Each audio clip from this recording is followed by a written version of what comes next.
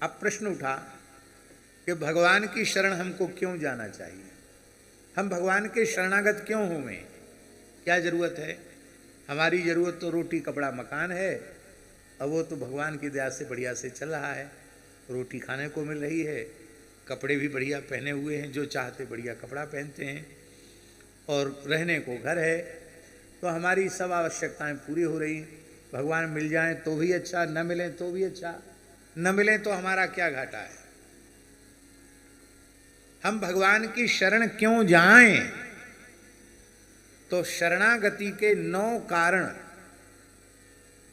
इन 9 कारणों को कोई जान लेगा तो वह अवश्य ही भगवत शरणागत हो जाएगा, और जिस क्षण जान लेगा उसी क्षण शरणागत हो जाएगा। हम सब भगवान के अंश हैं कि नहीं, बोलो। इसलिए भगवान के समस्त गुण जीव में विद्यमान है। अंतर कितना है, अंतर यह है कि भगवान सदघन है और जीव सदंश है, भगवान चिदघन है और जीव चिदंश है, भगवान आनंद घन है और जीव आनंदांश है। बाकी सब समस्त लक्षण जीव भगवान के जीव में विद्यमान है। भगवान अविनाशी है तो भगवान का अंशभूत जीव भी अविनाशी है। भगवान चेतन है, ज्ञान स्वरूप है, इसलिए भगवान का अंशभूत जीव भी ज्ञान स्वरूप ही है।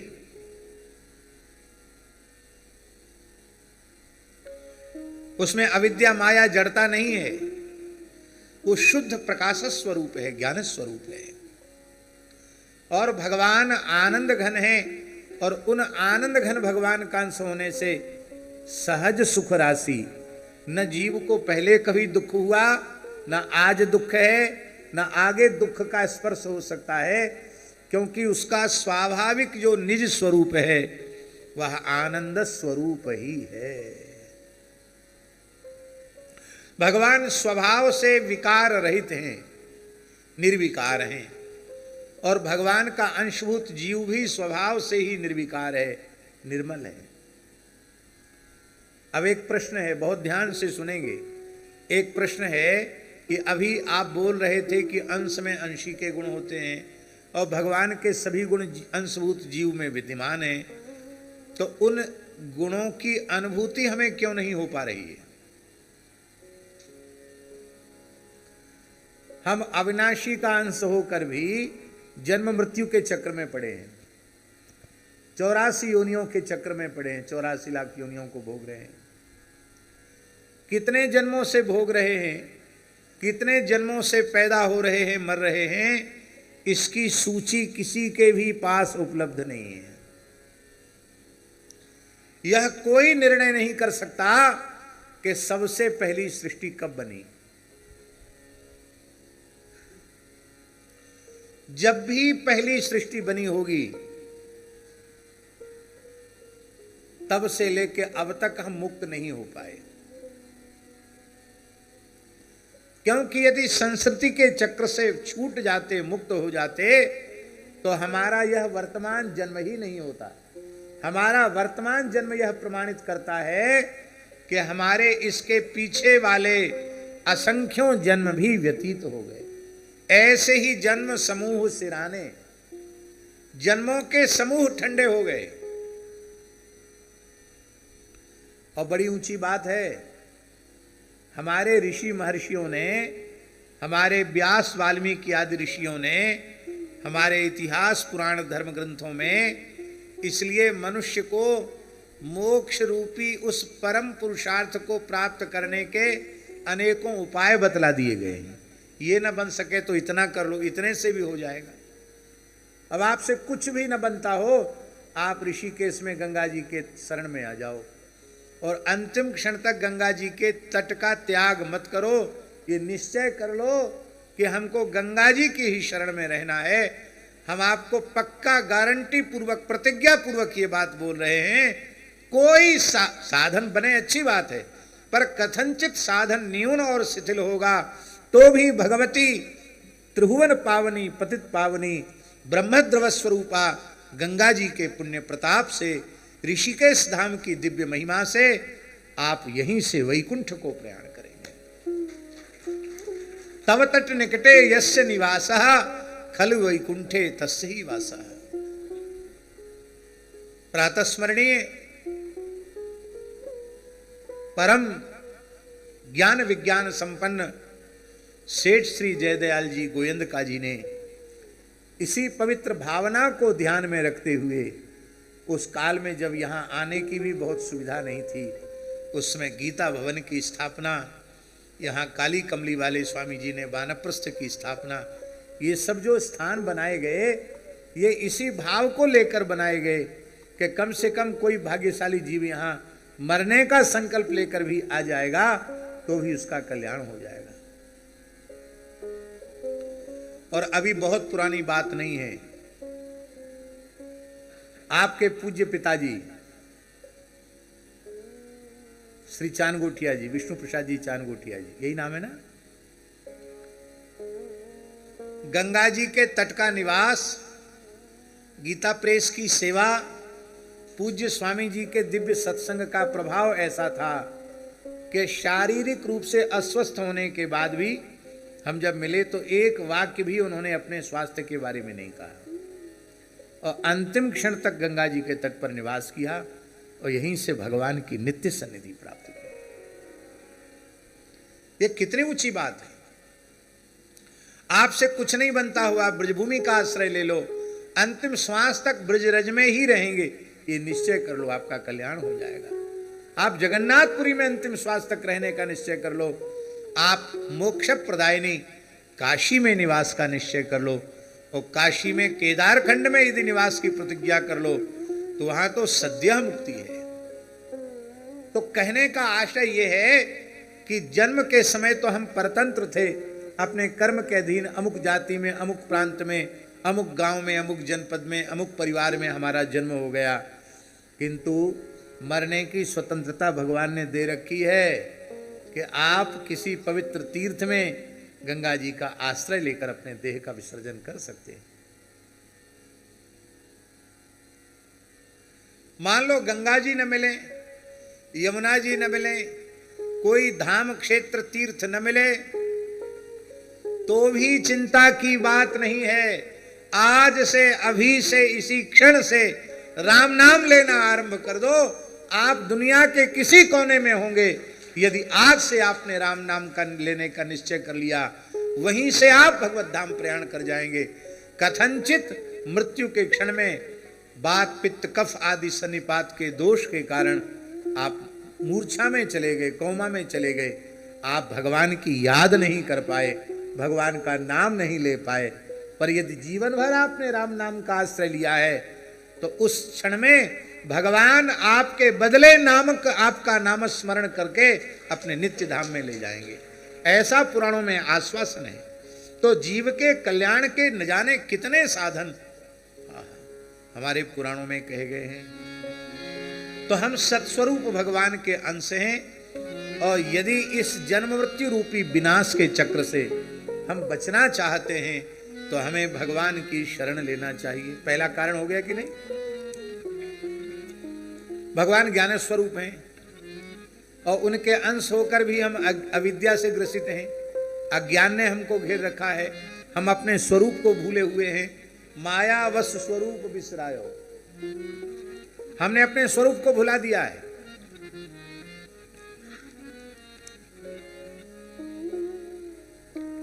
पर जब हम ज्ञान स्वरूप भगवान की शरण लेंगे तो हमारी अविद्या का नाश अपने आप हो जाएगा। क्योंकि मामेव ये प्रपद्यन्ते माया में ताम तरन्ति ते, जो मेरी शरण में आ जाते हैं वे मेरी अविद्या माया से मुक्त हो जाते हैं। तो यदि हम अपने ज्ञान को, अपने स्वरूप को स्थिर रखना चाहते हैं तो हमें भगवान की शरण जाना चाहिए। ये जो लक्षण है ना, उत्पन्न होना, नष्ट होना, विकार युक्त होना, दुख रूप होना, ये आत्मा के गुण नहीं है, ये हमारा स्वरूप नहीं है, ये दोष हैं शरीर संसार के। और हमने ये मान लिया है, मैं माने शरीर और मेरा माने संसार। तो मैं शरीर हूं और शरीर से संबद्ध संसार मेरा है, ऐसा हमने मान लिया। ये एकदम झूठी बात है, पर झूठी बात को हमने पक्का कर लिया है कि मैं शरीर हूं और शरीर से संबद्ध संसार मेरा है। इसी अज्ञान के कारण हम लोग अनंत काल से संस्कृति के चक्र में पड़े हैं।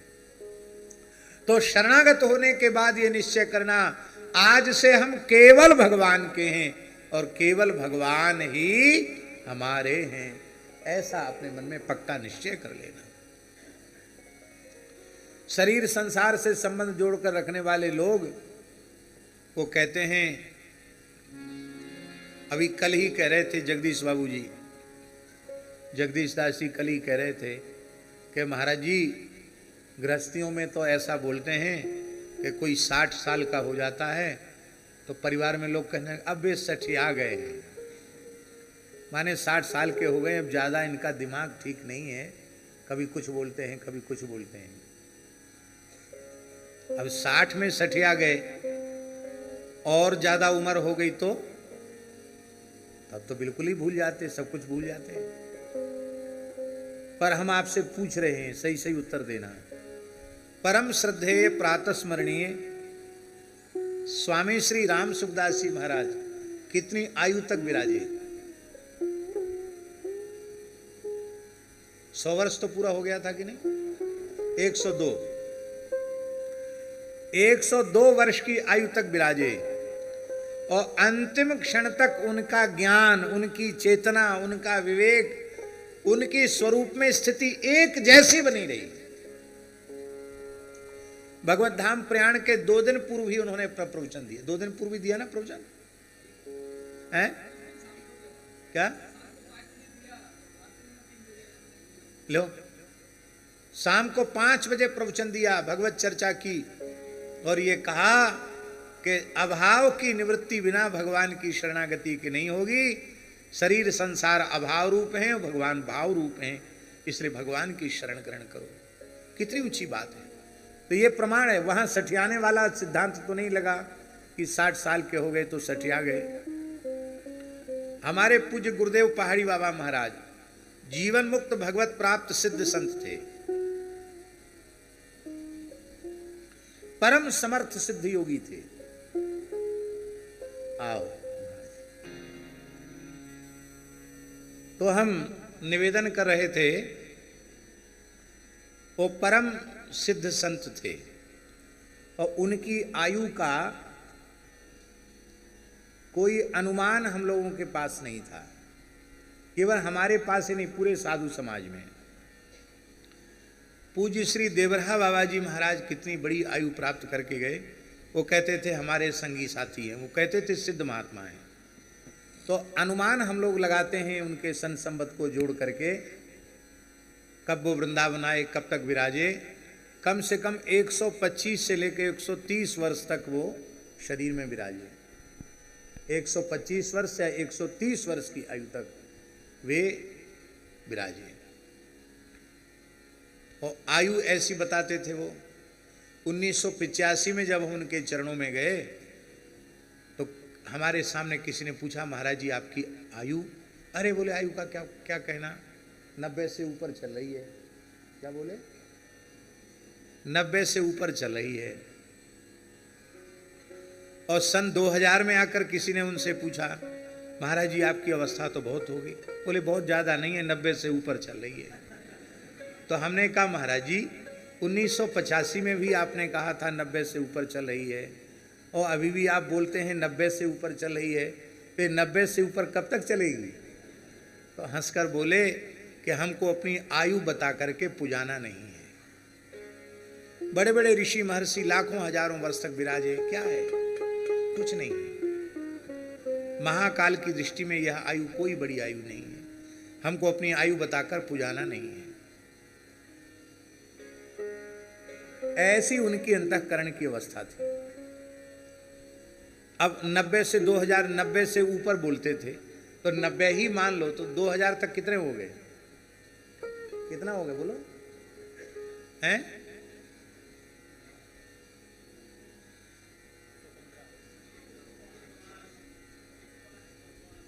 105 हो गए। श्री वृंदा, सामने कुर्सी है वहां, पुजारी जी के पीछे सोफा है, हाँ बिराजो।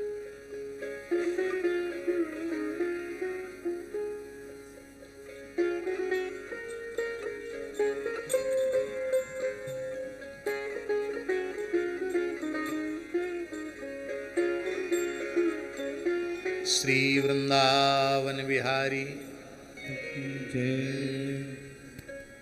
और लीला ऐसी करते महाराज जी कि कोई सामने आकर बैठता, वह व्यक्ति जो 50 साल से लगातार आ रहा है उनके पास या इससे भी ज्यादा समय से, उससे कहते हे जी कहां से आए हो? उसने कहा महाराज जी ग्वालियर से। फिर तेरो कहा नाम है? तो नाम बताता। फिर थोड़ी देर बाद फिर पूछते ये कहां से आए हो, तुम्हारा क्या नाम है? पता नहीं लीला करते थे कि जानबूझ के करते थे, भगवान जाने। 10-5 बार फिर कहते यहां क्यों बैठे हो? तेरे घर में कोई काम नहीं है? काम तो बहुत, जाओ काम करो। यहां वृंदावन क्यों आए? बोले दर्शन के लिए। जाओ दर्शन करो, यहां क्यों बैठे हो, जाओ। और कुछ पूछते नहीं, 10-5 बार यही पूछते, तेरा लल्लू तेरो नाम कहाँ है, कहाँ ते आयो, कहाँ नाम है? वो थोड़ी देर में समझ जाता कि महाराज जी हमको पहचान ही नहीं रहे हैं, सब भूल गए हैं, इससे ज़्यादा कुछ जानते नहीं हैं। तो फिर प्रणाम करके चला जाता। जैसी गेट से बाहर होता, शांति आई, शांति आई।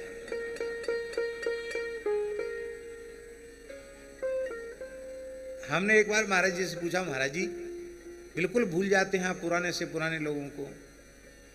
तो कहते अब संसार के नाम रूप का स्मरण नहीं करना है, अब तो एक ही स्वरूप में और एक ही नाम में अपनी चित्तवृत्ति को लगा के रखना है। तो गीता भागवत रामायण की कोई बात नहीं भूलते, सत्संग की कोई बात नहीं भूलते, बाकी संसार के व्यवहार को इतना भी भूल जाते कि हमने आज फलाहार किया कि नहीं किया ये भी भूल जाते। क्यों लल्लू आज हमने फलाहार किया? तो हाँ महाराज जी फलाहार किया। चल झूठ बोलता है, हमें तो याद ही नहीं हमने किया फलाहार। तो उसका उपाय यही था कि हाँ महाराज जी नहीं किया, थोड़ा सा पा लीजिए तो हो जाएगा। और अभी पाए हैं 20-25 मिनट पहले, भूल गए, आज हमने कुछ नहीं पाया। तो थोड़ा दो पाने के लिए कहते अरे इतना सा तो पाते ही थे, 1 तोला लेते, कहते अरे आज तो भूखे नहीं, पेट भर गए। पेट कैसे भर गए? अभी तो आधा घंटे पहले तो आपने फलाहार लिया है, भूल जाते। लेकिन भगवान की बात नहीं भूलते, संतों की बात नहीं भूलते, सत्संग की बात नहीं भूलते, पुरानी से पुरानी बातें स्मरण करते, वो नहीं भूलते। बाकी शरीर संसार की सब बात भूल गए। तो यदि हम अपनी ज्ञान स्वरूपता को जीवन के अंतिम श्वास तक अक्षुण्ण बनाए रखना चाहते हो तो ज्ञान स्वरूप भगवान की शरण हमें लेनी चाहिए, चिदघन भगवान की शरण हमें लेनी चाहिए। अब सब जीव अविनाशी तो चाहते हैं कि नहीं? विनाश कोई नहीं चाहता, सब अविनाशी पद को चाहते हैं, तो भी हमें भगवान की शरण होना चाहिए। यदि हम अपने ज्ञान को अंतिम क्षण तक एक जैसा रखना चाहते हैं तो भी हमें भगवान की शरण लेना चाहिए। अभी हम परम श्रद्धेय स्वामी जी का स्मरण कर रहे थे। 102 वर्ष की आयु तक, अंतिम क्षण तक उनका ज्ञान, उनका विवेक, उनकी चेतना एक जैसी रही। ये भगवत शरणागति की महिमा है। ऐसे ही आनंद, आनंद की महिमा। पर एक बार भी उनकी वाणी से यह नहीं निकला कि मुझे कोई कष्ट है, एक बार। परम पूज्य पंडित श्री गया प्रसाद जी महाराज गिरिराज जी वाले बाबा सरकार के एक साधक थे, उपाध्याय जी, बहुत अच्छे थे। आपने दर्शन किया उनका? बहुत अच्छी स्थिति थी उनकी। उपाध्याय जी हमको बिहारी जी में मिले तो उन्होंने हमसे पूछा महाराज जी का स्वास्थ्य, उनके महाराज जी का स्वास्थ्य तो अनुकूल नहीं है। तो हमारे साथी रिक्शा में बैठ करके मलुकपीठ आ गए। महाराज जी लेटे थे। ये भगवत धाम जाने से मात्र एक दिन पूर्व की बात है। महाराज जी लेटे थे। हमने कहा महाराज जी, पंडित जी के साधक श्री उपाध्याय जी आए हैं आपका दर्शन करने। तो महाराज जी ने नेत्र खोले, देख करके हाथ जोड़कर नेत्रों से अभिवादन किया। तो उन्होंने पूछा बड़े स्नेहपूर्वक कि महाराज जी कैसे हैं आप? तो चेहरा प्रसन्नता से खिल उठा महाराज जी का और बोले बहुत आनंद, बहुत आनंद, बहुत आनंद। 3 बार बोले बहुत आनंद, बहुत आनंद, बहुत आनंद।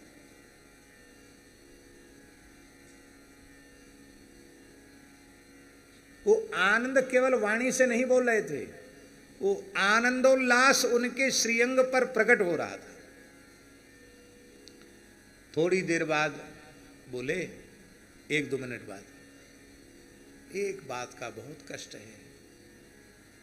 उपाध्याय जी ने पूछा क्या कष्ट है? बोले आप जैसे भजनानंदी संत इस नासवान शरीर का समाचार सुनकर अपना भजन साधन छोड़कर यहाँ तक कष्ट कर रहे हैं, तो आपका साधन छूट रहा है, इसी बात का कष्ट है। अब देखिए, जीवन के अंतिम श्वास तक भगवत स्मरण हमने देखा। जिस दिन महाप्रयाण किया है, ज्येष्ठ शुक्ल पंचमी को, श्रुति पंचमी को संपूर्ण गीत गोविंद कहकर के सुना, रास पंचाध्यायी सुनी, संपूर्ण श्री राधा सुधा निधि सुनी, भक्तमाल की 3 आवृत्ति सुनी। और जब महाप्रयाण कर रहे थे उस समय हम भगवान के श्रृंगार का वर्णन कर रहे थे। संचिंतयेत भगवतश्चरणारविंदम वज्रांकुशध्वज सरोरुहुलांचनाढ्यम उत्तुंग रक्त विलसन नखचक्रवाल ज्योत्सना विराहत महदृदयांधकारम। भगवान के चरण से लेके मुखारविंद तक जो कपिल भगवान ने भगवान का सौंदर्य वर्णन किया है, हम उन श्लोकों को गा रहे थे और महाराज जी के नेत्रों से अश्रुधार बह रही थी, मानो एक एक भगवान के श्रीअंग का वे अनुभव कर रहे थे। और झाजी जैसे ही वह नखशिख दर्शन पूर्ण हुआ, एक साथ एकदम आनंद की लहर आई और महाराज जी ऐसे हुए, एकदम आनंदित हुए। मैंने अपने जीवन में इतना आनंद कभी किसी को देखा नहीं, और ऐसे नेत्र खोल करके देखा, फिर हाथ जोड़ लिए, बस भगवत धाम जी। जेठ का महीना था, शुक्ल पक्ष था, श्रुति पंचमी थी। ठीक ब्रह्मवेला में 4 बजे महाप्रयाण किया। मेघ गर्जना हुई, बिजली चमकी, ठंडी ठंडी हवा चलने लग गई और बूंदाबांदी भी हुई। और हम लोग जो उनकी अंतिम यात्रा में आप भी थे, मेघ छाया करते हुए चल रहे थे। यह हम इसलिए प्रत्यक्ष उदाहरण आपको दे रहे हैं कि यदि इस प्रकार का दुख रहित जीवन आप चाहते हो तो भगवान की शरण हो जाए। दुख का संबंध शरीर संसार से है, भगवान से नहीं है। जब हमारा संबंध भगवान से जुड़ जाएगा तो दुख हमें छू नहीं सकेगा। हम आपके सामने प्रत्यक्ष ये बात निवेदन कर रहे हैं, जितनी देर भगवत कृपा से, संत सदगुरु की कृपा से हमें भगवत भागवत चर्चा का सौभाग्य प्राप्त होता है, उतनी देर तक हमारे शरीर में कोई आदि व्याधि कुछ नहीं, ऐसा लगता है कि कुछ है ही नहीं। बाद में भले ही शरीर का धर्म शरीर को समझ में आवे। इससे ये एक नमूना है, इससे प्रत्यक्ष स्पष्ट बात हो जाती है कि देह के चिंतन के कारण देह का धर्म है, संसार के चिंतन के कारण संसार का धर्म है। भगवत चिंतन में 2-3 घंटे लग जाने से देह धर्म की विस्मृति हो सकती है। तो अहर्निश जो भगवान के नाम रूप गुण लीला के चिंतन में डूबे हुए हैं, उनको दुख कहाँ छुएगा? दुख उनको छू ही नहीं सकता है। इसलिए इस आनंद स्वरूपता को आप प्राप्त करना चाहते हैं तो भगवान की शरण हो जाए। 3 हेतु और हैं, विश्व की उत्पत्ति, पालन और संहार। इन तीनों के अभिन्न निमित्तोपादान कारण भगवान हैं। और इसी चक्र में हम पड़ रहे हैं, बार बार पैदा होना, पालित पोषित होना, फिर बूढ़ा हो जाना, फिर मर जाना। इस उत्पत्ति, पालन और संहार, इसके चक्र से बाहर निकलना चाहते हैं तो भी चक्रधारी की शरण लेनी पड़ेगी। बिना चक्रधारी की शरण के इस चक्र से कोई निकल नहीं सकता है। ये भी 3 हेतु हैं शरणागति के। और फिर 3 हेतु हैं त्रिविध तापों का नाश, दैहिक, दैविक, भौतिक, तीनों तापों का नाश भगवान की शरणागति से हो जाता है। एक दैहिक ताप के नाश की बात सुना देते हैं। हमारे पूज्य गुरुदेव पहाड़ी बाबा महाराज को बुखार आ गया। योगी पुरुष थे, वृद्ध थे, मौसम का तो कुछ ना कुछ प्रभाव होता है। बुखार आ गया, दवाई खाते नहीं थे। तो हमको लोगों ने सूचना दी कि महाराज जी को बुखार है। हम आ गए, देखा स्पर्श करके तो बहुत तेज बुखार था। तो हमने कहा महाराज जी दवाई? बोले दवाई कुछ नहीं लेते हैं। पूज्य गुरुदेव भक्तमाली जी ने संजीवनी बट्टी दी थी, वो भी नहीं ली। तो हमने कहा महाराज जी आपको तेज बुखार है, हम यहीं विश्राम कर लें, आपके पास रह जाए। नहीं, मैं एकाकी रहता हूँ, दूसरा नहीं, अकेले रहता हूँ। पर तुम आ ही गए हो तो हमको उठा के बिठा दो। तो हमने उठा के बिठा दिया। महाराज जी आसन से बैठ गए और बोले सवेरे 6 बजे के करीब आ जाना, इसके बीच में मत आना। उनका ठीक है। ठीक 5:45 बजे हम पहुंच गए। 6 बजते ही भीतर पहुंचे। उसके पहले एक बंगाली महात्मा रहते थे, गौरदास जी, हमारे गुरु भाई थे। महाराज जी उनको गौर बाबू बोलते थे, कलकत्ते के थे। तो हमने पूछा उनसे कि महाराज जी कैसे रात को? तो हिंदी ऐसी टूटी फूटी बोलते थे। महाराज पूरी रात बैठी रही, सोई नहीं। वो स्त्रीलिंग पुल्लिंग का ज्यादा ध्यान नहीं रखते थे। पूरी रात महाराज बैठी थी, सोई नहीं।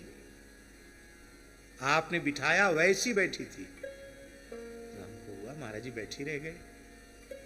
6 बजे तो हमने धीरे से फाटक खोले, भीतर गए तो महाराज जी उसी स्थिति में बैठे थे।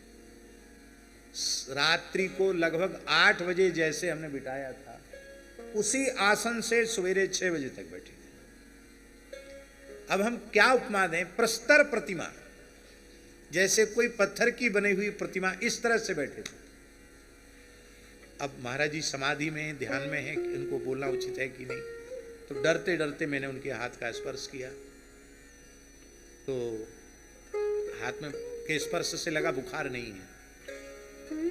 थोड़ी देर बाद उन्होंने नेत्र खोले।